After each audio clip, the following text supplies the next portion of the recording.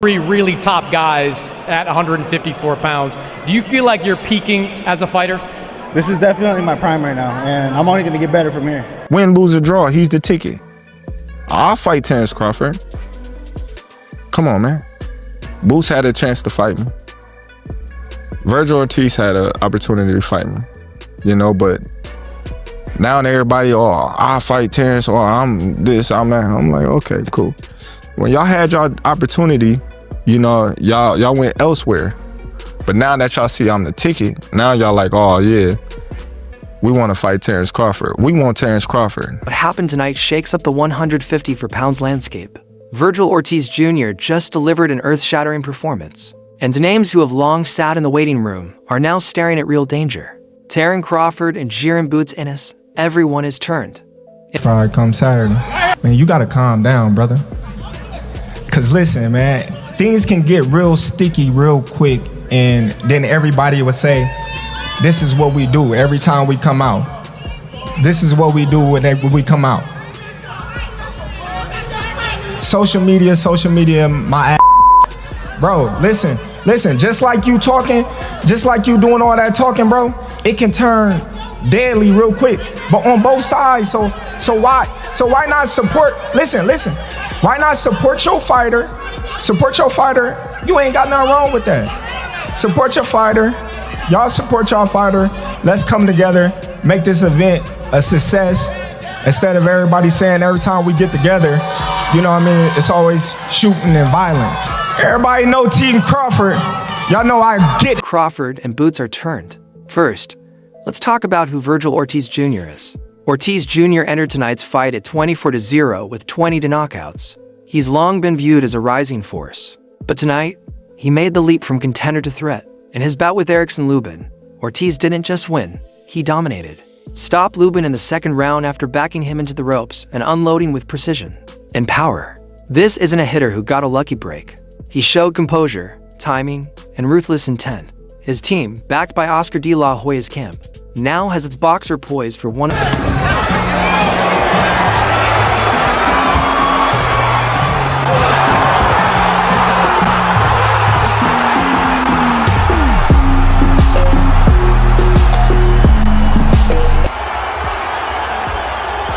Crawford has been the prime name.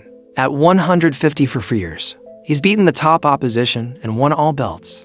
But Ortiz's performance tonight raises the question, does Crawford still hold the advantage when a younger, hungrier force like Ortiz is on the prowl?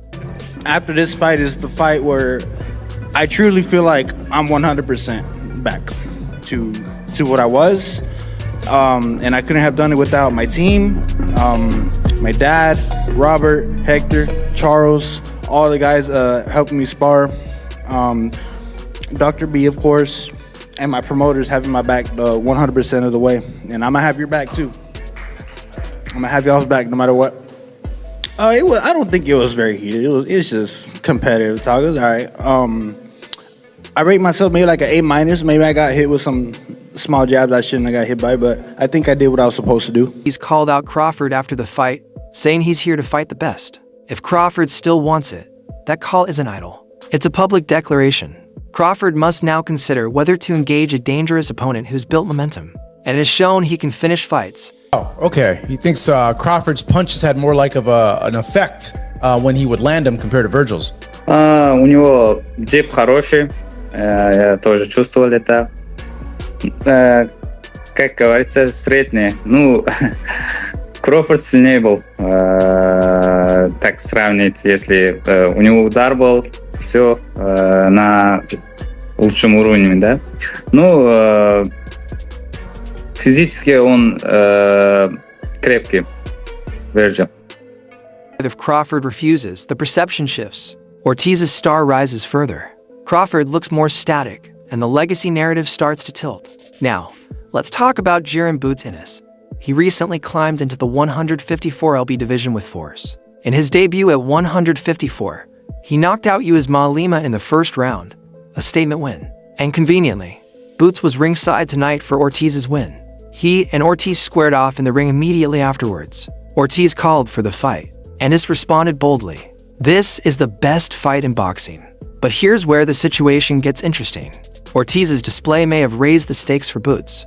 The camp of De La Hoya even warned Boots and his promoter, saying, "Don't come watch Virgil live because you're going to be afraid of what you see." Momentum and has shown he can finish fights. I mean, look, I'm here to fight the best. I don't care who it is. It can be Boots next, it can be Spence next, it can be Crawford next, if he's still willing to do it. Because, you know, that's a fight that I've been calling for a while. I think that's a great fight to make happen still. Man, and we're just going to keep doing what I do best. You know, and that's true. Questions now circulate. Does Boots really want that fight next, or will he take another tune-up? He has the names, the record, the buzz, but Ortiz tonight made him look like he has to worry. If Ennis knocks somebody out in the first round, it's against a top 30 guy. When Virgil Ortiz knocks somebody out in the second round, it's against a top 5 in the world guy. That's the discrepancy there. It's like it's night and day. It's boys and men. It's just a whole different ball game. Boots, be careful, brother. All right, thank you guys. Appreciate it. I mean, Lubin started okay for Ortiz. A win over Lubin didn't just pad his record. It signaled a rival. It made a case for Ortiz being ready to face elite opposition. If he now lands Boots or Crawford, he steps into must-see territory, gains major bargaining power, and potentially sets up title collecting. It gets so special is because we all in our prime, and we're in our prime right now, you know.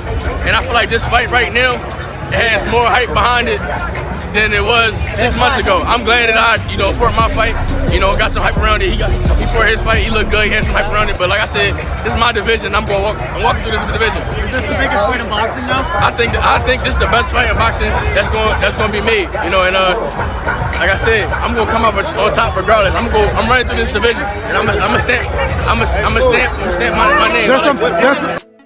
Boots.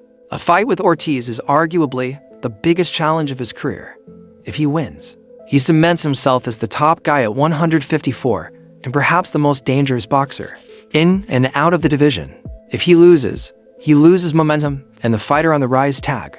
And if he avoids Ortiz, the question becomes, has he ducked his toughest test?